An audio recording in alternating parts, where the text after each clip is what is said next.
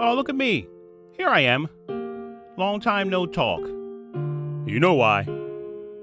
About a week after my last episode, around the time I would have been putting out an episode, we had what happened in Israel. So I didn't want to rush to this microphone and talk about it because I thought it would be incredibly disrespectful to you to just watch a couple of news segments, read a couple articles, Google a couple of pieces of information, and then come on here and say, okay, let me explain what's going on.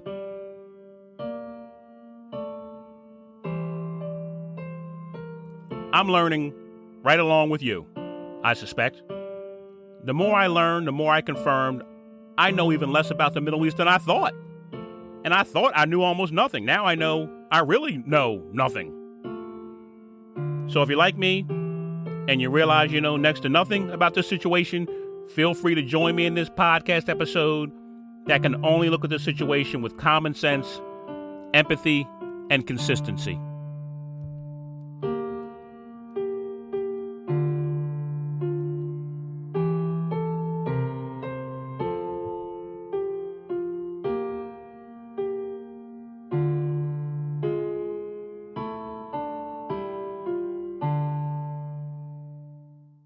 I also took a long time to put out this episode because I had no intention of even talking about this. I said for 2 weeks, I'm not going to talk about it. I just don't know enough. I just don't understand enough. I'm going to stay away from the topic. If you're new to the podcast, you should understand I also do a lighthearted podcast. I talk about serious topics, about politics, but always try and throw a little humor in there. Keep it light. Well, this topic doesn't really seem to lend itself to humor. Also, if you're new to the podcast, or if you've been a listener, please remember, I speak to topics, give my opinions with bluntness, honesty, and just straightforward. Please don't mistake that for being in any way dismissive or disrespectful to anyone. It's just the way I talk. People's time is valuable. I don't want to beat around the bush on anything. So over the past couple of weeks, I thought about it and I said, okay, well, maybe I can do an episode. Maybe I can talk about it. Maybe I can offer my opinions, my point of view, based on, as I said, that common sense, that empathy, and that consistency, without going deep into historical context or the why of it all or the who's to blame of it all. Because I'm not going to absorb decades, maybe centuries of Middle Eastern geopolitics and condense it down for you in the next 30 minutes. So we'll just stick to the basics. Let me read from this AP article just to provide some sort of information, all right? This is a recent article from AP. It says, before the war surrounding Israel's establishment in 1948, present-day Gaza was part of a large swath of the Middle East under British colonial rule. Should have known the British had something to do with this. After Israel defeated the coalition of Arab states, the Egyptian army was left to control a small strip of land wedged between Israel, Egypt, and the Mediterranean Sea. During the war, some 700,000 Palestinians either fled or were forced from their homes in what is now Israel. Tens of thousands of Palestinians flocked to the Strip. Okay? This was back in 1948, by the way. The article goes on. Under Egyptian military control, Palestinian refugees in Gaza were stuck, homeless and stateless. Egypt didn't consider them to be citizens, and Israel wouldn't let them return to their homes. Then, in 1967, Israel seized control of Gaza from Egypt during the 1967 Mideast War, when it also captured the West Bank and East Jerusalem, areas that remained under Israeli control. The internationally recognized Palestinian Authority, which administers semi-autonomous areas of the West Bank, seeks all three areas for a hoped future state. Israel built more than 20 Jewish settlements in Gaza during this period. It also signed a peace treaty with Egypt at Camp David, a pact negotiated by U.S. President Jimmy Carter. Egyptian President Abdel Fattah el-Sisi referenced this 40-year-old treaty Wednesday when he declined to permit Palestinian refugees from Gaza into Egypt, saying the potential entrance of militants into Egypt would threaten long-standing peace between Israel and Egypt. So that explains to me why Egypt will not let the people trying to flee Gaza into Egypt. The first Palestinian uprising against Israeli occupation erupted in Gaza in December 1987, kicking off more than 5 years of sustained protest and bloody violence. It was also during this time that the Islamic militant group Hamas was established in Gaza, 1987. The article continues on. It brings you up to present date. It's a good article. I'll post it to the website, www.thecomparisongroup.com. You can go read the whole article. I encourage it. It's an AP article if you just want to search it, or you can go to the website because it does clear things up. It does answer some questions, but it also leaves me with some questions. So prior, as if I understand correctly, prior to 1948, it was part of British colonial territory. Then in 1948, it was controlled, Gaza Strip was controlled by Egypt. Then in 1967, Israel took it over. In 2007, I've learned this week that Israel allowed there to be elections in Gaza, at which time Hamas was elected to rule the Gaza Strip, as best as I can understand it. And obviously, over the course of many decades, there's been bloodshed and horrible things done. Okay? It's kind of like Texas is now part of the United States. It used to be part of Mexico, but they lost it. They're welcome to come take it back, but I doubt that's going to go very well. We have indigenous people, Native Americans, who lived in parts of this country.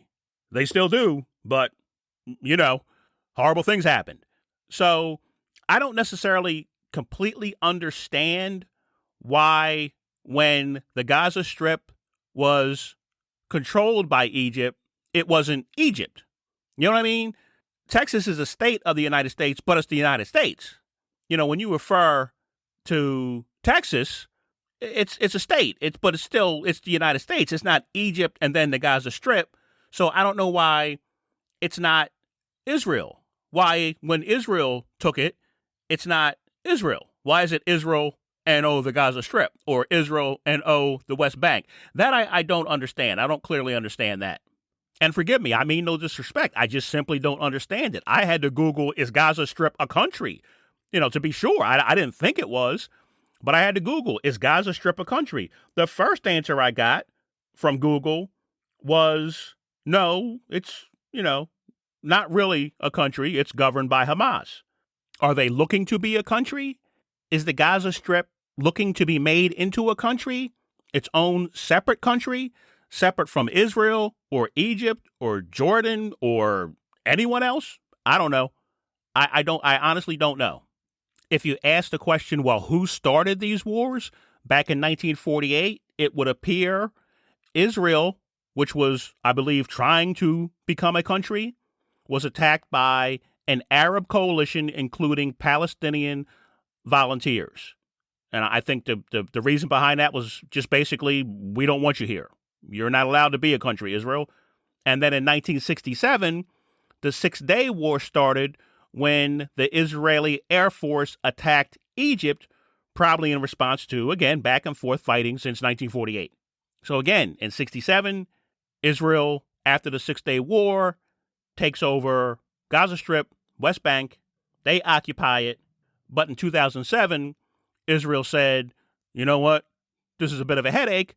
Why don't we let you control the Gaza Strip, Hamas, or let you have elections?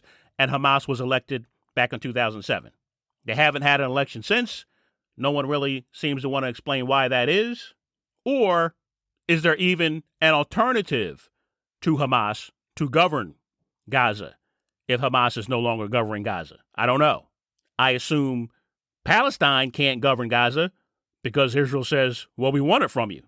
In the Six-Day War, we're not letting you have control of it. We took it from you. Or actually, I guess they took it from Egypt. I don't know. But it seems Palestine says, look, you want it, you got it, we're not helping you deal with it.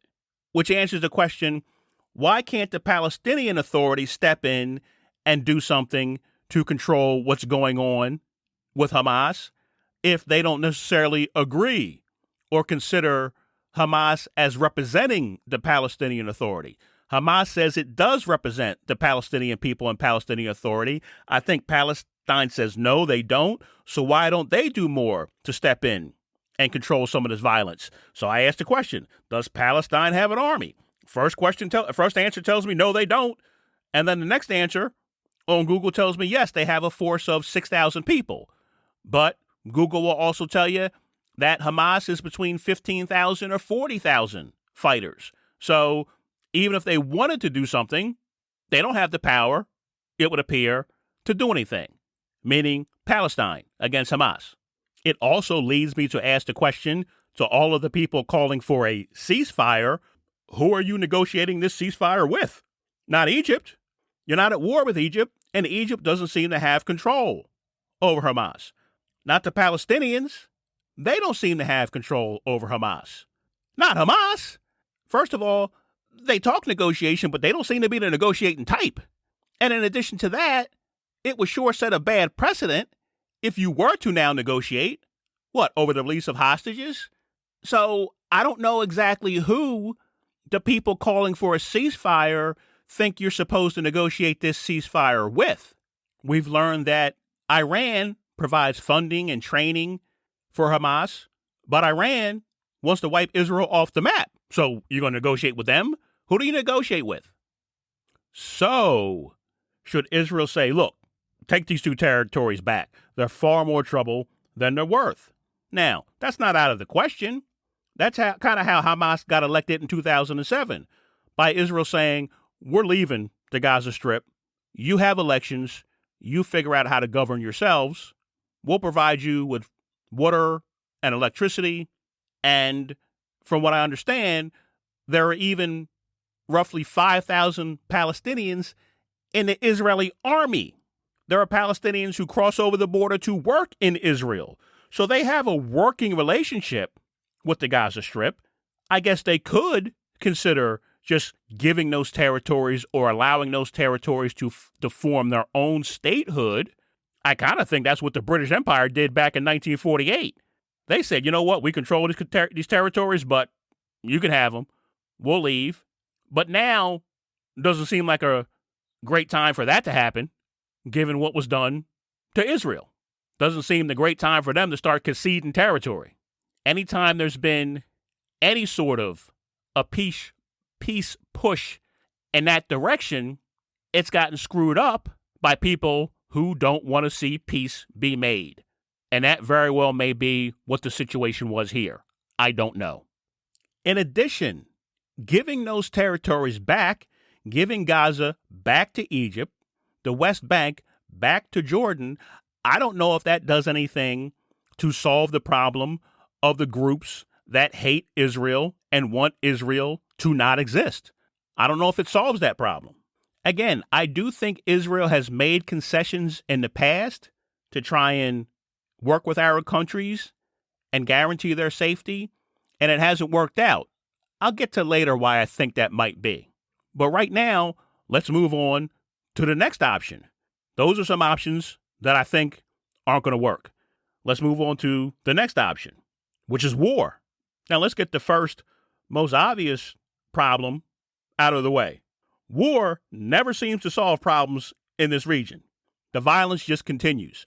I remember a news story back when Obama was president, and he was debating how to handle problems in the Middle East. It might have been in Iraq. It might have been in Syria. I don't remember.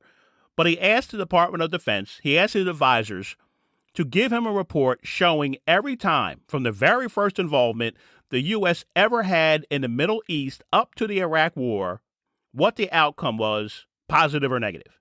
And the report showed pretty much every time we got involved in the Middle East, the outcome was negative for the U.S. And so we remember how reluctant Obama was to involve himself too much in the Middle East, involve the U.S. too much in the Middle East, and how much criticism he took over that. When it came to Syria and Assad, we remember the red line, but then he really didn't do anything, got criticized for the red line, and then eventually just saying, you know what, Russia, you deal with Syria. You know, Putin stepped in and Obama said, Russia, you deal with the problem of Syria. We're out. With Iraq pulling out of Iraq, then eventually having to go back into Iraq. So at the time, I thought, well, you know, there you go. Cerebral, pontificating Obama, he's got it right. Just stay out of it. Just stay out of it. It never works out well. But we never do. We never do. What we end up doing is dipping our toe in. not going all the way in, just dipping our toe in because we have national interests. National security interests is what we're always told. So war just never seems to work out well. Whether it's war between those countries, the violence just continues, or war that the U.S. involves itself in. That's the first problem. The next problem is the one everyone has been talking about, civilian casualties. Now, please understand, as I said, I talk direct here, so don't take any offense to what I say. I think we're all adults, and we can handle it without misinterpreting my words as something other than what they obviously are. Anytime, any civilians, anytime, any innocent people, be they children, be they elderly, be they whoever, it's horrible. We all know that. But it's also war. We know that civilians are killed in war. We can't prevent that. We can't even prevent soldiers being killed by friendly fire. Militaries in war can't even prevent killing their own soldiers sometimes, making mistakes that way. How are they not going to kill civilians when it's a war? So again, I have to ask people that are debating this issue, is Israel at war?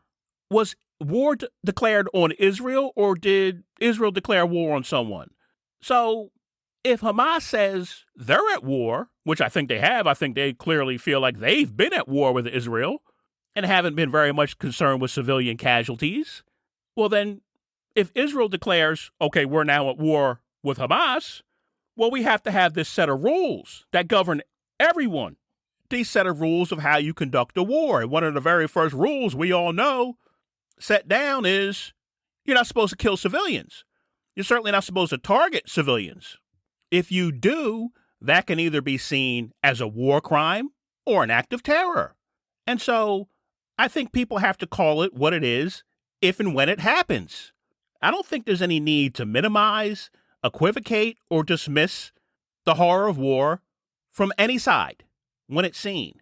It has to be called what it is. Now, I told you, I'm not here to give you expert historical perspective. All I can do is look at what happened in the last couple of weeks and ask, is Hamas at war with Israel? And if so, do they have to be governed by the rules of war, the same way we would expect Israel or any other country, the U.S., Russia, Ukraine, any other country, to be governed by? I think all reasonable people would obviously say, yes, of course, every country has to be governed by the decent and moral rules of war. And as much as the media reported on the horrific details of the attack on Israeli citizens, they also seemed to go out of their way to broadcast what they called themselves propaganda from Hamas. Hostage videos, videos from the attack, training videos, uploaded or shared by Hamas. I don't know why the media feels an obligation to broadcast what they themselves are calling propaganda. A hostage video of a young woman saying, I'm being treated well, given medicine, and a reporter saying at the end of the clip, well, we don't know if that was coerced. You don't? You think the group that took hostages is making sure they all have food, water, and medicine that they need? The same stuff you're reporting is critically low in supply? You think the hostages are getting those things first? So yeah, that was a propaganda video. I don't know why the media would show that or some of the other things that they're showing. You know, I'm talking about media like CNN or Fox or MSNBC. I mean, the images are going to get out there. Other media is going to report it and show it. But it's just strange to me to show things and report on them without verifying or knowing exactly what you're reporting before you report it, or getting some independent verification, not just taking the word of the people who are sending you the videos. I don't know why the media doesn't appear to be questioning more. Again, if there's a war going on here, another one of the rules of war, as I understand it, is you're supposed to let the Red Cross in. You're supposed to let independent agencies come in to make sure, once again, prisoners are being treated properly. So we're calling people hostages that in another world we would call prisoners. They're prisoners. You call them hostages if you want, but they're also prisoners. And there are rules that govern how you're supposed to treat prisoners. And there's supposed to be independent access to guarantee the prisoners are being treated the way they're supposed to based on the rules of war. This is what would be expected of any country. So it's confusing to me why this appears, and maybe I'm wrong, but appears that this expectation is one-sided. I don't know why. I'm talking about from the media and from people out there who, again, maybe are not experts but want to talk as they're experts. I'm not an expert, so I'll tell you, I don't know. I don't understand it. Maybe someone can explain it to me. It seems to be the expectation of following the rules of war is one-sided. And this has nothing to do with the argument over the justification from either side of going to war. That's a whole nother argument that I'm not going to have. The justification of going to war. I'm talking about once you go to war, don't you have to follow the rules or be subject to being called, as I said, a war criminal or a terrorist. The other thing I'll say in reference to the talk of civilians and innocent civilians and civilian casualties, many people started drawing parallels to 9/11 after the attack on Israel. It's natural to do that. But one parallel I didn't hear very much is the outcome of our response to 9/11. If you consider our response to 9/11 going to war in Afghanistan, after 20 years of fighting, the outcome was the Taliban controls Afghanistan. Was that because of a failure of our men and women in the military? Heck no. It was a failure of our leaders over many administrations to have a clear objective or stated goal and to go about the war in Afghanistan in a way that guaranteed victory. We went about it in a way of, okay, how do we fight this war without really fighting a war? How do we beat this enemy without killing anybody, except the people who we really just want to kill? How do we do that? That's why we spent 20 years there, and the outcome went the way it did. How the heck do you fight a war without really fighting a war? How do you go after the enemy without harming the innocent when the enemy is amongst the innocent? And they know that.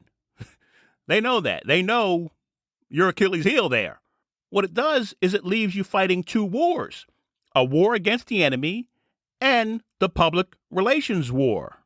This is a mess. I'm getting a headache. I don't even really like the term innocent civilians because the Ukrainian military, what are they guilty of?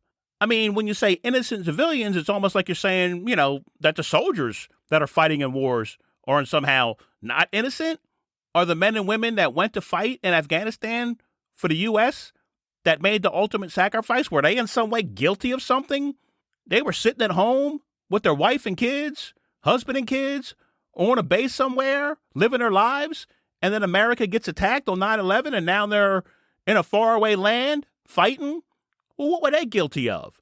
So those innocent children who weren't in a war zone but lost their father or mother as a result of a war, as a result of an attack, are they any less innocent? So it's a weird thing that we're in right now when we have these discussions and people try and parse what's going on. If two countries, if two groups, two whatever, 3, 4, 5, if anyone's at war, it's going to be bad. It's going to be bad. You want to try and get it over with as quickly as possible. In my humble opinion, if there is no other option and there's going to be war, it's going to be bad for everyone. And you want to try and get it over as quickly as possible. You don't want to draw it out for 20 years because you're trying not to hurt anyone in a war.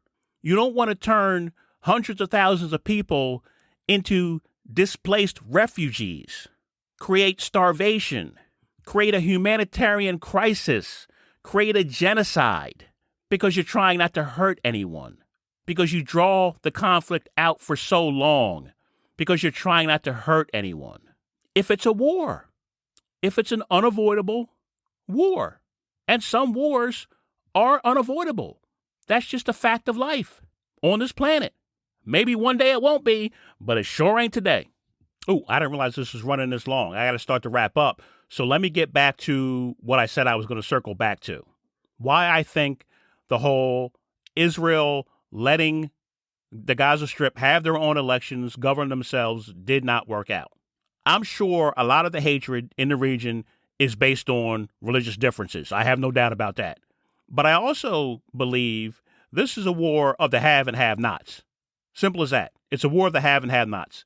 This is being spurred on by people who get their power and keep their power by convincing other people if you're suffering, that's who to blame. Does that sound familiar? Yep. It's the same old, same old. There are people who control the narrative, and the narrative is if you believe you're being treated unfairly, disrespected, subjugated, oppressed, that's who you need to blame. Those people over there. Go get them. Meanwhile, the real blame might be better directed at the very people controlling the narrative. The people who stay in power, making sure that narrative always exists. Making sure there's never a moment for the two sides to come together and find common ground. If it ever looks like it could happen that the two sides can find common ground and find peace, they make sure it doesn't, or else risk losing control, losing the narrative, and exposing themselves as the problem, not the solution. So if that is true, then what is the solution? How do you get around that control? What's the solution? If I knew that, you think I'd be sitting here doing this stupid podcast? I don't know what the solution is, but what I would suggest, war isn't the solution. It might be a short-term solution or answer, but it's not a long-term solution. War just creates more hatred. It ain't diplomacy when only one side has diplomats. It ain't appeasement when the only acceptable appeasement is one side can no longer exist. So what's the solution? I'll say this. People can say how much they hate our Western values and we're all decadent. They can say that. But I know wanting to see who the Golden Bachelor picks keeps people from blowing themselves up. I told you, this is a war of the have and have-nots, plain and simple. People need something to live for. You can't have people living in abject, unrelenting poverty while people a mile away are living in comparable luxury. Not when they hate each other. Not when they got a blood feud going back generations.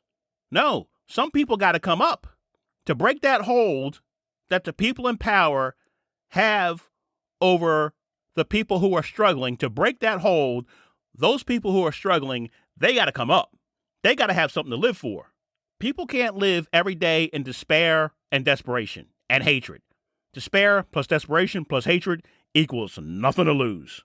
I got nothing to lose. You got to give people something worth holding on to.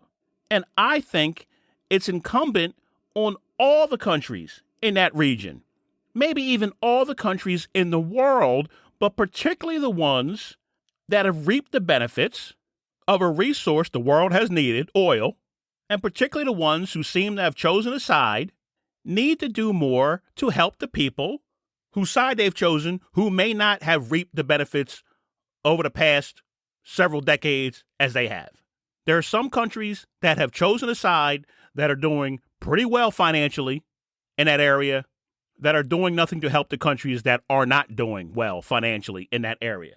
I heard Joe Biden explain to American people why it's in our national interest to be involved in Israel and Ukraine.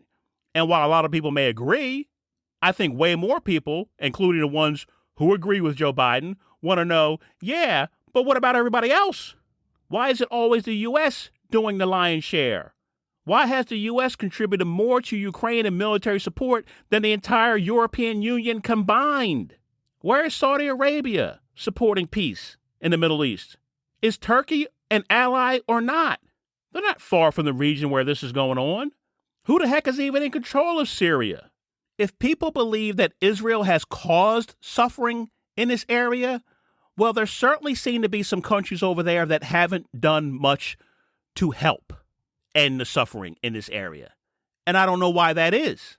Not only do some of the countries in that area who could help not help, but when we try and help, when the U.S. tries and helps, they want to criticize our help, how we go about helping. I don't know why that is. But because of it, not only do we have to do the heavy lifting, we got to do it with one arm tied behind our back. So that's my suggestion. I don't know if it's a solution. It's a suggestion. Everyone has to take an interest in the people who are suffering. They need to come up. the suffering needs to end. If it doesn't end, there will always be people who will exploit the suffering. Always. I'm not talking about everybody getting a swimming pool in a Lexus tomorrow. I'm just talking about having a decent standard of living. People got to have a decent standard of living. And everyone has to be involved in that, particularly the people in the region. Now, I'll admit, the suggestion is not the one I generally would like. It's essentially saying, let's just throw money at the problem. I generally don't like that as a solution to anything, throwing money at the problem. But I don't see any alternatives. I ran through the alternatives. I ran through the options. If that suggestion sounds silly to you or just unattainable, remember, I'm just a silly guy doing a podcast. I'm not an expert, but just listen to this clip. I'm going to wind down, but listen to this clip from someone who maybe some people may see as an expert, because after all, he's in the media.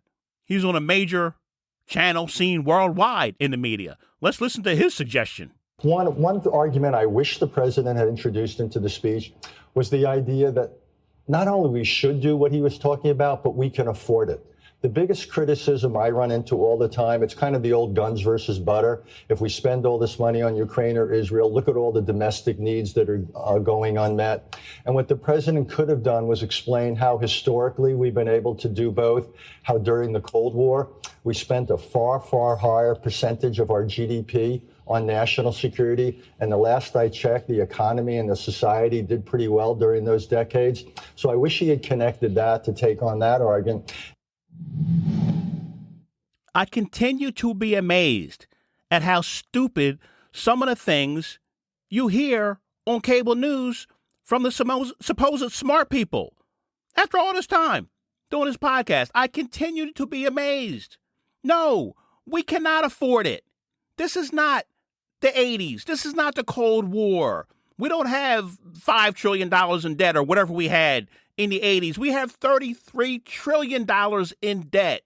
No, we cannot afford to be involved in Taiwan, in Ukraine, in Israel, in the South China Sea, in the Korean Peninsula. We can't even afford to get downtown Chicago under control. I'm not arguing the $100 billion in aid that Joe Biden is asking for Israel and Ukraine. I'm arguing this guy's statement, we can afford it. What's another $100 billion? If you think we can afford it, why don't we spend the money to help people instead of hurt people? If you think we can afford it, why don't we try and use it as a solution to end the violence instead of committing more violence? I'm not talking about giving money to Hamas. Obviously, I'm talking about giving the money to the innocent Palestinian people in the Gaza Strip everyone is talking about that Hamas recruits from. That they recruit from. You can't recruit people that have something to live for, not to do what they're doing. You can recruit people to protect their own, but not to go blow themselves up or attack people that aren't attacking them. It changes the whole dynamic when you lift people up, when you give people something to live for. So why are we so insistent on saying we can afford to go to war, as opposed to we can afford to help people to solve this problem? Why am I, again, I'm sorry, I keep asking, why am I sitting here as a stupid podcaster saying this, and this guy's on MSNBC supposed to be some kind of expert that doesn't see it that way? Why do we seem to be so twisted in our logic that seems like a reasonable solution? We can afford it. We can afford it. We did it in the Cold War. We can do it again. Decades of war, trillions of dollars spent. To what end? To what end? Are we allies with Russia today? Does he think we somehow won that Cold War? I mean, I guess in a way you could say, yeah, we did. Does it feel like we won a Cold War? Or we won a war against Russia? So the billions upon billions upon billions upon trillions of dollars spent, he thinks that was spent in victory, in a solution? How? Fee, fi, fo, fum. We can't be this dumb. We just can't. Especially when we know the goal of our enemies is to bankrupt America. It's the stated goal. We all know this. They've told us as much. It's no mystery. They say you can't beat America militarily, so you drag America into these never-ending wars and win by attrition. Win by attrition. We all know this. And you got a guy sitting here telling the American people, telling the world, yeah, let's do that. Let's keep doing that. More money, more weapons, more war. That's the answer. Fee, fi, fo, fum, we can't be this dumb. We just can't. We spend trillions of dollars building smart technology to blow up buildings without killing the people inside the buildings, and then we spend billions to go in and build those buildings back because the people who we just blew up got to go to school now. That's what we do. That seems like a rational solution to you, as opposed to, why don't we not blow up the building and just give them the money to go to school? That don't seem to make more sense. Forgive me for being an eternal optimist, but my last and best solution for you is that we can never give up on the idea that good will always triumph over evil. Right will always triumph over wrong. Love will always triumph over hate. As long as we never give up on those things, we'll get there. Somehow, some way, someday, we'll get there. If you stop believing that, you're going to be right. Thanks for listening to the Comparison Group podcast. I truly appreciate you investing your time. Please forgive me if anyone's offended by anything I said. It was unintentional. If there's anything I got wrong, it was unintentional. Don't give up hope. We'll get there. One day we'll get there. Why are there so many songs about rainbows? And what's on the other side? Rainbows are visions, but only illusions. And rainbows have nothing to hide. So we've been told, and some choose to believe it. I know their own way and see. Someday we'll find it, the rainbow connection, the lovers, the dreamers, and me.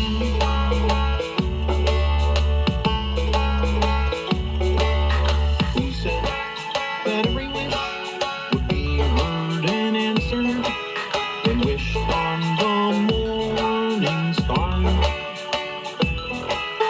Somebody thought of that, and someone believed it. Look what it's done so far.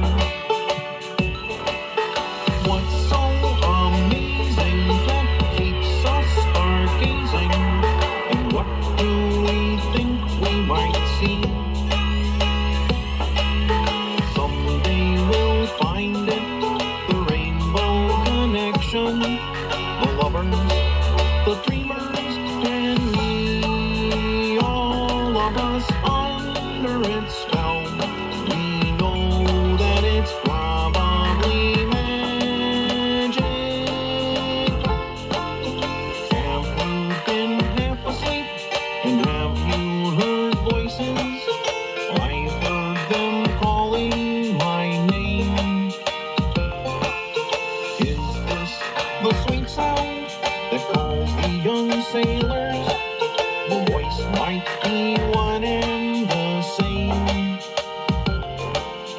I've heard it too many times to ignore it.